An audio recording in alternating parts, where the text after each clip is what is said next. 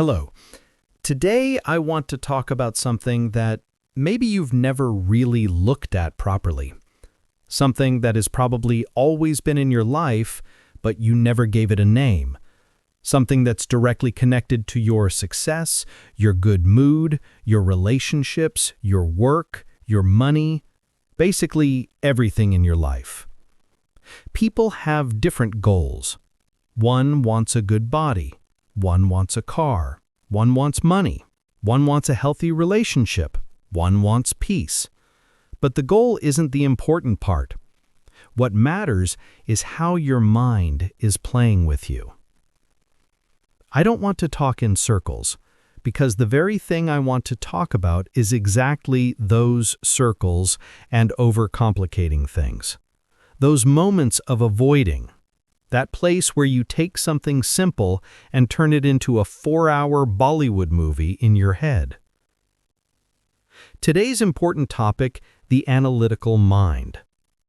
The analytical mind is something between perfectionism and obsessive thinking. In a way, it's similar to perfectionism, but it's different. If I want to put it simply, perfectionism is like the body, and the analytical mind is like the soul. They're like two brothers. Hand in hand, they can either help you grow or completely knock you down. Let me give you an example so you understand exactly what I mean. Imagine you like someone. You want to go and talk to them. The moment you try to take the first step, your analytical mind switches on. Maybe they're taken. If they say yes, can I even afford a relationship? I'm not dressed properly. I don't look good. What if they say yes and cheat on me later? The analytical mind turns one simple thing into 500 branches. You just wanted to say hi, but it's like you're going to propose to the king's daughter. Now imagine you actually get into the relationship. That's when perfectionism shows up and makes everything harder. Together, these two can destroy any relationship. Another example, you want to start a book. Whether it's a novel, psychology, or studying. Analytical mind. I'm not in the mood. I can't focus. I don't have a notebook. The house is noisy. Let me read an article first. Maybe there's a better method. And in the end, you don't read anything. When you give this analytical mind even one trick, it gets worse. You say, gratitude is good. It says, why 3 times? Should I write it 6 times? Blue pen? Black? I don't have a good notebook. I'll do it later when the house is quiet. And again, you fall behind. I had this too, and what saved me was awareness. Realizing that I'm overanalyzing. I realized this analytical mind had turned into a habit, into the queen of my mind, just because I repeated it so much. One day, someone invited me to a party. My mind instantly. What should I wear? I'm not in the mood. What if someone looks at me? What if it's boring? What if I regret going?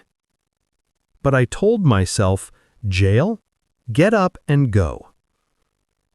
I went, and when I came back, I realized how much I laughed, how much fun I had, how unnecessarily I had trapped myself. The analytical mind even makes you misjudge people, your family, your coworkers, everyone. It makes you create things that don't even exist. Let me give you more examples so you feel it more clearly. 1. Going to the gym. You say you'll start tomorrow. Analytical mind. I don't have proper shoes. The gym is far. The trainer isn't good. It's winter. I'll start on Saturday. And you never go. 2. Starting a new job. You want to start a page or a business. Analytical mind. No one will buy. My photos are bad. I don't have equipment. Now's not the right time. While a simple-minded person starts the same day. 3. Going to the doctor. You have a small pain. Analytical mind.